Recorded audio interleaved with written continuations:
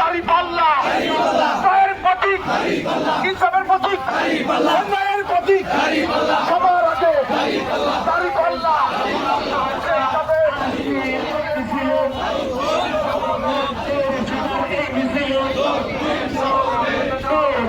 এই মিছিলে